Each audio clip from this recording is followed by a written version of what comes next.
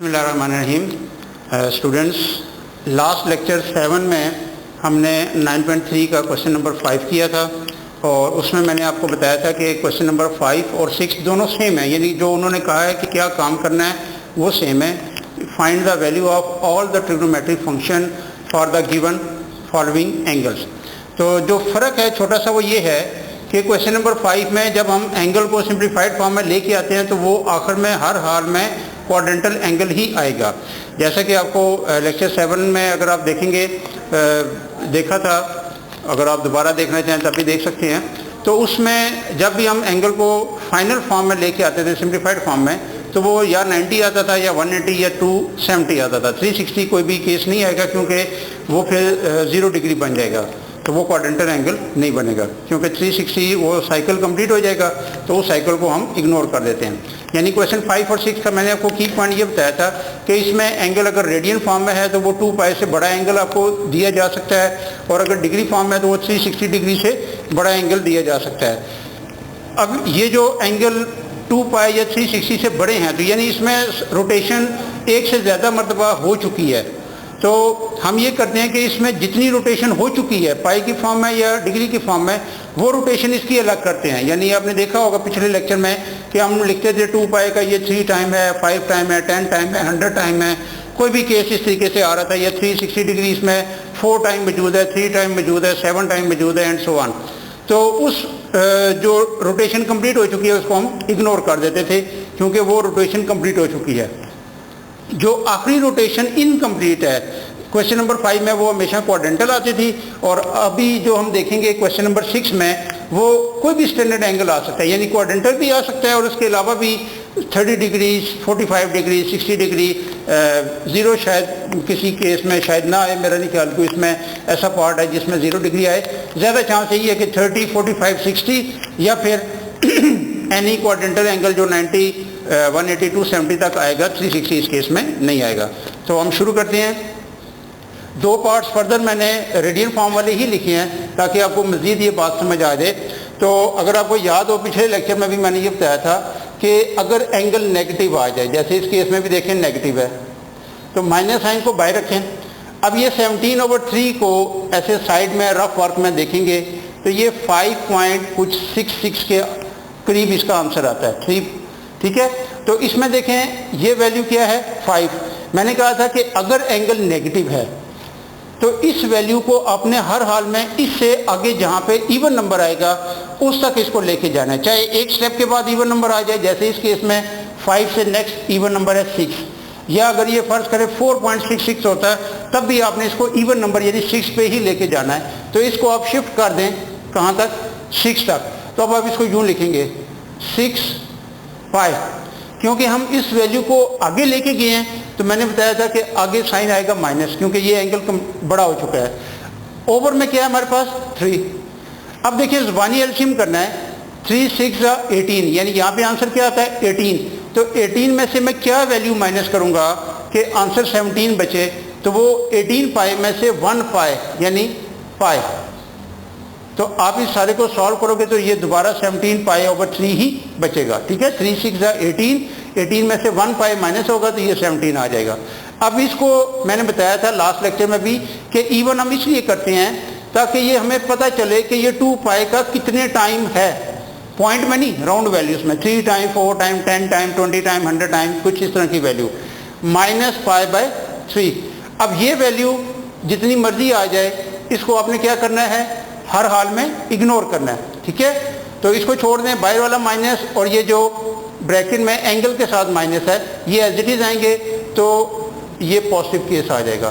तो ये जो वैल्यू मैं आगे आपको समझा रहा था कि आगे करने का ये फायदा होता है कि एंड पे आपको एक ही दफ़ा सारा आंसर पॉजिटिव फॉर्म में मिल जाएगा। अदरवाइज अगर आप इसको 5 के लिहाज से करेंगे तो 5 फिर भी नहीं लिखेंगे, इसको स्टेप डाउन कर सकते हैं, 4 पाई लिख सकते हैं और यहाँ पे प्लस साइन आएगा, लेकिन वो वैल्यू जब आएगी बाहर वाले माइनस के साथ तो वो नेगेटिव आएगी। तो फिर उस एंगल को पॉजिटिव करने के लिए हमें उसमें 2 पाई दोबारा ऐड करना पड़ेगा। तो उस मुशक्कत से बचाने के लिए मैंने कहा था कि नेगेटिव एंगल के केस में आप जो इंटीजर वैल्यू आएगी डेसिमल पार्ट में उससे आगे इवन पे चले जाएं, और अगर वो पॉजिटिव केस है तो फिर अगर वो खुद इवन है तो ठीक है, नहीं तो एक स्टेप डाउन कर दें, ठीक है। तो ये π/3 कितना एंगल होता है जी, क्या होता है 60 डिग्री, ठीक है। यानी डिग्री फॉर्म में अगर आप इसको देखना चाहते हैं तो ये क्या होगा 60 डिग्री। अब ये देखें ये स्टैंडर्ड एंगल है, क्वाड्रेंटल नहीं है, तो इस पे तमाम ट्रिग्नोमेट्रिक फंक्शन साइन 60 डिग्री आपको याद होगा, मैंने आपको टेबल बना के सिखाया था, टेबल बनाना भी सिखाया था। साइन 60 होता है √3/2, कॉस 60 होता है 1/2 और tan 60 अगर आपको याद नहीं भी है तो साइन और कॉस की मदद से आप फाइंड कर सकते हैं, ये आएगा √3। अब इन्हीं तीन को देखते हुए इनके रेसिप्रोकल आप बनाएंगे। कोसिकेंट 60 इसका रेसिप्रोकल ले लें 2/√3, कॉस 60 का रेसिप्रोकल सीकेंट ये आ जाएगा √2 और tan 60 का रेसिप्रोकल cot 60 आ जाएगा जो कि 1/√3 आ जाएगा। तो अब ये क्वेश्चन हमारा कंप्लीट हो चुका है। इसी तरह ये बेटा पार्ट नंबर 8 है, ये भी बिल्कुल सेम वही कॉपी है जो अभी मैंने आपको 5 नंबर पार्ट कराया है, यानी मेन वही कॉन्सेप्ट चल रहा है जो हम क्वेश्चन 5 से शुरू कर चुके हैं। ये पार्ट एक दफ़ा बोर्ड में भी आ चुका है। तो इसमें फिर देखें theta is equal to minus को बाय रखेंगे 71/6 ये अगर आप कैलकुलेट करेंगे तो तकरीबन ये 11.8 या 9 के आसपास इसका आंसर आएगा। यानी असल में आपको ये वैल्यू चाहिए शुरू वाली इंटीजर वैल्यू कि ये क्या है। अब देखें एंगल नेगेटिव है और ये वैल्यू जो भी है चाहे इवन है चाहे ऑड है, आपने इसे हर हाल में इससे जो नेक्स्ट इवन है वहां तक लेके जाना है। तो वो क्या हो जाएगा 12π।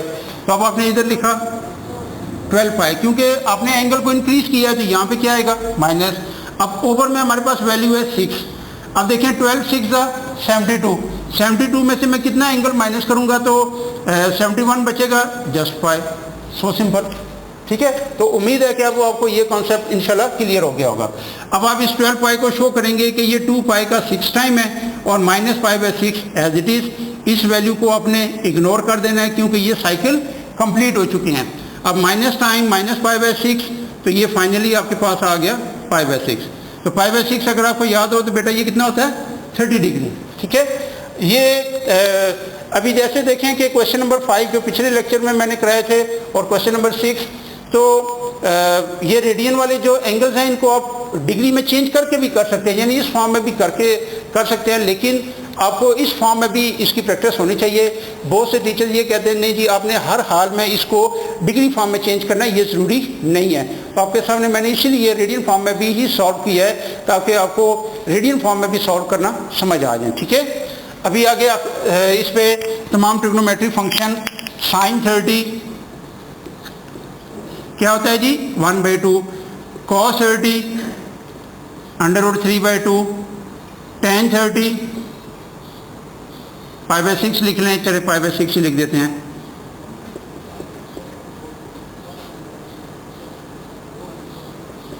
ये तो कोई इशू नहीं है, अगर आप इसको एज इट इज 30 भी लिखते हैं तो कोई नहीं, क्योंकि मैंने आपको साथ ही उसकी कन्वर्जन भी बता दी थी। तो ये आ जाएगा tan 60 1/√3। इसी पे इनके रेसिप्रोकल को सीकेंट π/6 2 आ जाएगा, सीकेंट π/6 2/√3 और cot π/6 ये आ जाएगा √3, ठीक है बेटा। अच्छा अब एक डिग्री वाला और क्वेश्चन, यहाँ देखें एंगल नेगेटिव है तो पहले तो आपने ये करना है कि माइनस को बाय रखें। आपको मैंने बताया था कि आपको कैसे पता चलेगा कि इसमें 360 कितनी टाइम मौजूद है। उसके लिए आपने जितना भी ये एंगल दिया हुआ है उसको डिवाइड करेंगे 360 से। तो अगर हम 1035 को डिवाइड करें 360 से तो ये आंसर आता है 2.87 तकरीबन ये आता है। अब देखिए एंगल क्या है नेगेटिव, तो डिग्री के केस में मैंने कहा था कि इसको जस्ट एक स्टेप मूव करना है, इसमें इवन ऑड वाला केस नहीं है। डिग्री केस में जो पॉइंट से पहले वैल्यू है, नेगेटिव केस में उसको जस्ट एक स्टेप आगे ले जाएं, ठीक है। यानी ये देखें जैसे 2 था तो आपने इसको 3 कर दिया, अगर ये 3 होता तो मैं 4 कर देता, 4 होता तो इसको 5 कर देता, ठीक है। लेकिन रेडियन फॉर्म में बेटा मैंने ये बताया हुआ है कि रेडियन फॉर्म में जब एंगल पाई की फॉर्म में होगा तो नेगेटिव केस में ये जो भी आंसर है इससे आपने आगे इवन पे जाना है, चाहे एक स्टेप के बाद आ जाए। जैसे इस केस में देखें 11 से वो 12 एक स्टेप के बाद आ गया, लेकिन अगर यही आंसर 10.8 होता तो फिर भी हम उसको क्या लिखते 10 पॉइंट ऐसे ही लिखते हैं। 10.8 को 12 ही लिखते हैं, ठीक है। तो अब इससे मुझे पता चला कि इसमें 2 टाइम है, तो मैंने इसको एक स्टेप इंक्रीज करना है। तो ये अब आप लिखोगे 3 × 360, तो क्योंकि एंगल बड़ा कर दिया हमने तो ये बड़ी वैल्यू हो जाएगी। तो अब आप माइनस करोगे 360 × 3 टाइम में से 1035, तो आपके पास बैलेंस आ जाएगा 45। तो आप अगर इस सारे एंगल को कैलकुलेट करेंगे तो ये बेटा 1035 ही आएगा। तो ये क्योंकि 360 का मल्टीपल आ गया तो जितनी मर्जी दफ़ा आ जाए, ये मैंने आपको बार बार बताया हुआ है कि इसको आपने नेगलेक्ट कर देना है या इग्नोर कर देना है। ये दोनों नेगेटिव साइन आपस में मिलके पॉजिटिव हो जाएंगे। तो ये 45 आ गया। अब इस पर तमाम trigonometric function sine 45, cos 45,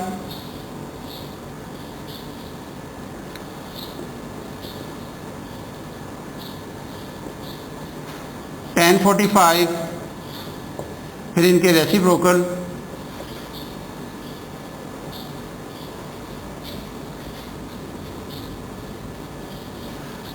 sign 45 होता है 1/√2, कॉस भी सेम यही वैल्यू होती है, tan 45 पे 1 आ जाएगा, कॉट भी 1 आ जाएगा, कोसिकेंड और सीकेंड ये √2 आ जाएंगे।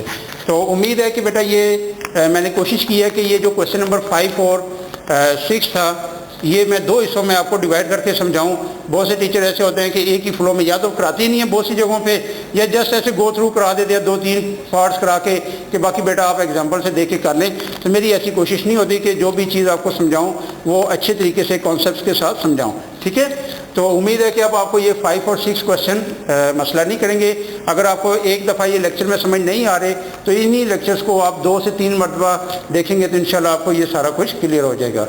अभी एक छोटा सा टॉपिक है नेक्स्ट एक्सरसाइज के साथ, जो कि अभी अगर टाइम बचता है तो हम शुरू कर देंगे, नहीं तो उसका जो टॉपिक है वो मैं आपको समझा देता हूँ।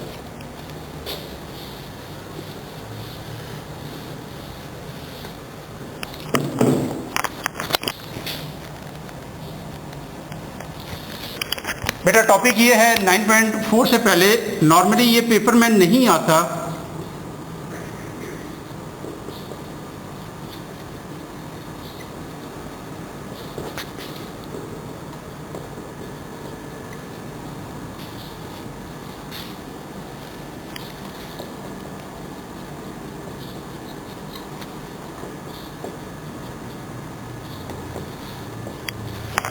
ये जो हमारे पास 6 ट्रिग्नोमेट्रिक फंक्शन है इनकी डोमेन क्या होती है। 9.4 वही एक्सरसाइज है जो आप लोगों ने मैट्रिक में जो ट्रिग्नोमेट्री का चैप्टर किया था उसकी वर्ड्स प्रॉब्लम से पहले जो एक्सरसाइज थी, जिसमें आप एक साइड सेलेक्ट करके ट्रिग्नोमेट्री आइडेंटिटी को दूसरी साइड के इक्वल प्रूव करते थे, और कोई एक क्वेश्चन में ऐसा होता है कि हम दोनों साइड्स को अलग अलग सॉल्व करके एक जगह पे उनका आंसर सेम प्रूव करते हैं, ठीक है।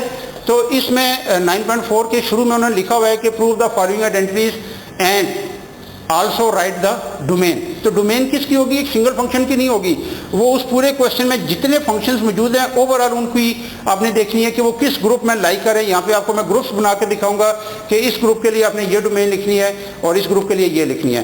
तो इसमें मैं आपको टोटल 4 ग्रुप्स बना के दूंगा कि जिसमें ग्रुप 2 और 3 मिल के ग्रुप नंबर 4 बनाएंगे। बाकी समझो पहले 3 ग्रुप्स में 2-2 फंक्शंस मिल के आएंगे। ये ग्रुप नंबर 1 है, यहाँ पे 2, यहाँ पे 3 और ये ग्रुप नंबर 4 है। तो ग्रुप नंबर 1 में हम लिख रहे हैं साइन थीटा और कॉस थीटा। डोमेन का बेटा ये मतलब होता है कि जो फंक्शन को आप वैल्यू दे रहे हैं वो क्या कहलाती है, डोमेन। और उस वैल्यू पे जो फंक्शन आपको आंसर रिटर्न करता है वो से कहते हैं रेंज। रेंज फिलहाल हमारा टॉपिक नहीं है, ये 11 चैप्टर का टॉपिक है। तो जब 11 चैप्टर शुरू करेंगे तो इंशाल्लाह वहाँ पे इसको डिटेल में देखेंगे कि इन ट्रिग्नोमेट्रिक फंक्शंस की रेंज क्या होती है, ठीक है। तो देखें साइन कॉस ऐसे फंक्शंस हैं क्योंकि ये ओवर की फॉर्म में नहीं है, तो इसको आपने यूँ लिखना है for all theta belongs to R. ये उल्टा ए, इसका मतलब है for all theta belongs to R, यानी इसका मतलब ये है कि आप कोई भी रियल वैल्यू इस पे पुट करेंगे ये कभी भी आपको अनडिफाइंड आंसर नहीं देंगे। दूसरे ग्रुप में आ जाएंगे tan होता है साइन ओवर कॉस और सीकेंड, यानी इसके tan के भी ओवर में कॉस फंक्शन होता है और सीकेंड के फंक्शन में भी ओवर में कॉस होता है। तो डिनोमिनेटर में वो जो फंक्शन जहाँ पे आंसर 0 देगा वो एंगल आपने माइनस कर देने हैं। तो अब आप यूँ लिखोगे for all theta belongs to R, but अगर आपको बेटा टेबल याद हो 9.3 के साथ जो मैंने कराया था, तो उसमें जो कॉस है वो सबसे पहले 0 होता है 90 पे और फिर उसके बाद 270 पे। तो अगर आप इसको थोड़ा सा ब्रॉड विजन में देखेंगे तो कॉस जो है वो 90 के ऑड मल्टीपल्स पे 0 होता है, यानी 90 उसका 3 टाइम, 270 उसका 5 टाइम, 450 उसका 7 टाइम, सो ऑन। इस तरीके से पॉजिटिव नेगेटिव दोनों केसेस। तो ये सारे नेगेटिव अब आपने इसमें से माइनस करने हैं। For all theta belongs to R but theta is not equal to, कौन सा ऑड नंबर बनाने का ये तरीका है कि n कोई भी इंटीजर है, अगर आप उसे 2 से मल्टीप्लाई करोगे तो वो इवन आएगा, अब +1 करने से हमेशा ऑड आएगा। और ये ऑड मल्टीपल किसका होगा? 5/2 का। और n क्या चीज़ है? एनी इंटीजर, पॉजिटिव नेगेटिव कोई भी हो सकता है, ठीक है। तीसरे ग्रुप में हम इकट्ठा करेंगे कॉट थीटा को और कोसिकेंट थीटा को। कॉट होता है कॉस ओवर साइन, कोसिकेंट होता है 1 ओवर साइन। तो दोनों के डिनोमिनेटर में साइन फंक्शन है। तो अगर आपको टेबल याद हो बेटा, तो टेबल में सबसे पहले साइन ने 0 आंसर दिया था 0 पे, फिर 180 पे, फिर 360 पे। तो साइन का पैटर्न ये है कि ये 180 आप एंगल में ऐड करते जाएं, यानी 0, 180, 360, फिर 540, फिर 720 एंड सो ऑन। तो ये इन पे 0 होगा। तो ये इसकी डोमेन का हिस्सा नहीं होंगे, क्योंकि यहाँ पे आंसर क्या होगा? अनडिफाइंड। तो अब हम यूँ लिखेंगे, for all theta belongs to R but theta is not equal to n pi. Simple case है। n क्या चीज़ है? इंटीजर, यानी n की वैल्यू 0 होगी तो ये 0 हो जाएगा, 1 होगा तो पाई यानी 180, 2 होगा तो 2 पाई यानी 360 डिग्री एंड सो ऑन।